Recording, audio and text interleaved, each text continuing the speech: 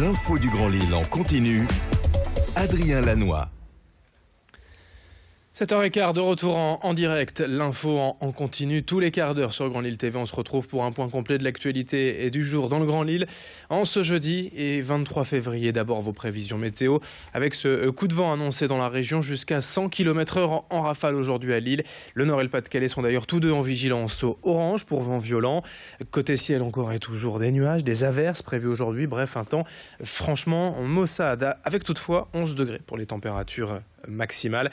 On retrouvera les prévisions météo complètes après ce journal. D'abord, on écoute ce prévisionniste de la société Agat France. Il s'agit d'un fort coup de vent qui devrait donc intéresser la métropole lilloise dès la fin de matinée et jusqu'en milieu d'après-midi. Donc on attend des rafales jusqu'à 100 km à l'heure donc sur la métropole lilloise, 120 km à l'heure sur le bord de mer. Donc les rafales maximales sont prévues plutôt entre 10h et 15h. Donc il faudra se montrer très vigilant si vous devez prendre la route. D'ores et déjà, on peut déjà parler que après cette tempête, le temps devrait tout de même être en nette amélioration.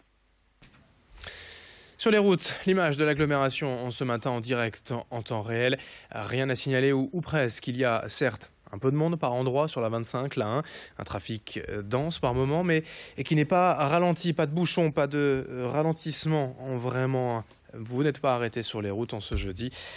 Dernier jour des vacances scolaires, dernier jour de répit pour les automobilistes. L'infotrafic revient dans 8 minutes après ce journal. L'actualité régionale, d'abord cette bonne nouvelle pour l'économie des Hauts-de-France avec les deux entreprises ferroviaires Alstom et Bombardier.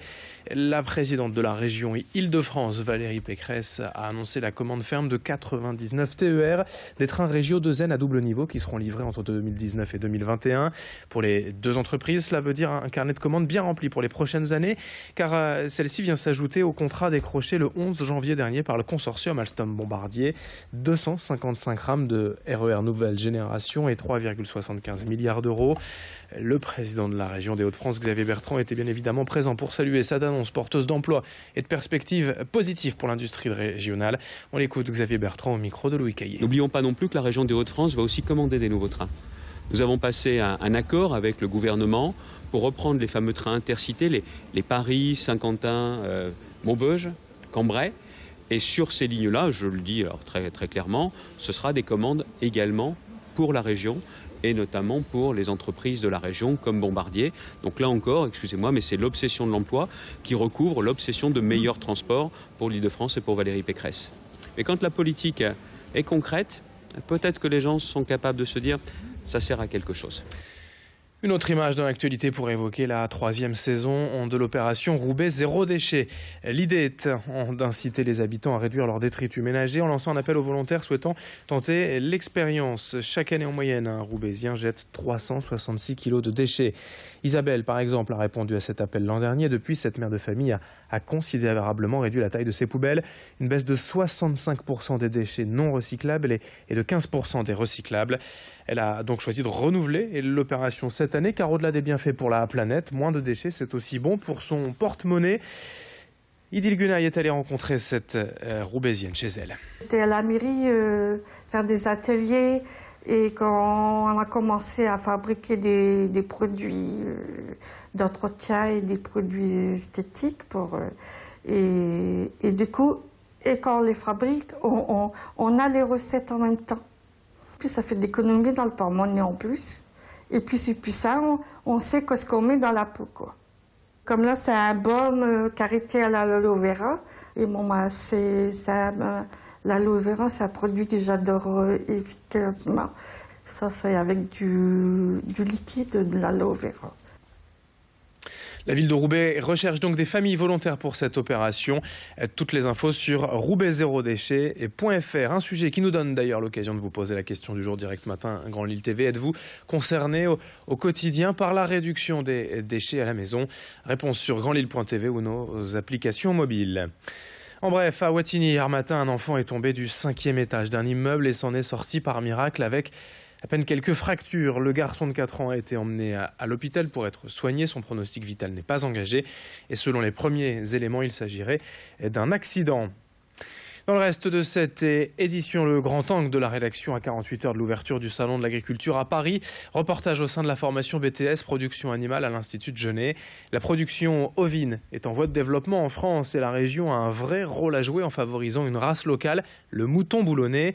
Pour les élèves comme pour les élus, c'est un tournant à prendre à l'ère où les consommateurs veulent de plus en plus de produits locaux. Reportage sur place, signé Xavier Silly. C'est sûr, les montagnes ne font pas partie du paysage des Hauts-de-France. La transhumance des brebis est pour le moins impossible, mais élever des moutons peut être prolifique dans la région. Au lycée agricole de Genève, certains jeunes veulent s'orienter dans cette voie d'avenir, comme le souligne d'ailleurs avec beaucoup de maturité le jeune Louis Pinchard, 18 ans. L'avenir de la filière ovine, je pense que pour des jeunes, il est là, étant donné que d'ici 10 ans, 50% des exploitants ovins de France vont partir à la retraite. Il faut du renouvellement. Donc ça peut potentiellement être un métier d'avenir. Après, il faut que le marché soit porteur et donc pour cela, il faut favoriser la consommation par les Français de viande française de qualité. Les portes de cette profession leur sont grandes ouvertes, d'autant plus que pour les jeunes, cette filière est peu contraignante. Leur professeur Marc Leroy les encourage d'ailleurs à faire comme lui, à condition d'être un bon gestionnaire de son exploitation. L'élevage de moutons, c'est une belle production, intéressante, très technique mais intéressante, qui demande un savoir-faire, ça c'est sûr. Et par contre, qui ne demande pas trop d'investissement, parce qu'il faut moins d'équipement en bâtiment, on est moins exigeant. Il ne faut pas de salle de traite par exemple, ou de robot de traite, où les équipements sont plus simples. Les animaux valent moins cher. Le secret de la rentabilité de l'élevage du mouton, c'est maîtrise du coût alimentaire. Ou comme nous, on a une opportunité, c'est de mettre les brebis au Cap Blanc-Nez. Pendant 6 mois, les brebis font l'entretien de l'espace naturel. Ça sert à tout le monde. C'est un service qu'on rend à la société, entre guillemets. Et en plus, moi, ça m'économise des frais alimentaires pendant 6 mois de l'année. Des espaces mis gracieusement à la disposition des bergers des Hauts-de-France pour encourager cette filière et mettre en évidence auprès des consommateurs ses spécificités. Développer une race locale et la vendre en circuit court, ça peut être intéressant au niveau de la vision des choses pour représenter le Nord et en même temps aider à développer une race avec la race boulonnaise comme ici, la race du Nord. Pour moi, il y a des débouchés. Il faut juste trouver l'équilibre entre réussir financièrement et puis s'y plaire. Des jeunes bien motivés dans la région pour des moutons toujours plus bichonnés. 7h22 en direct sur Grand Lille TV. Dans un instant, vous le savez, vos prévisions météo du jour et l'infotrafic en temps réel. Très bon réveil à toutes et à tous. Belle journée en notre compagnie sur Grand Lille TV.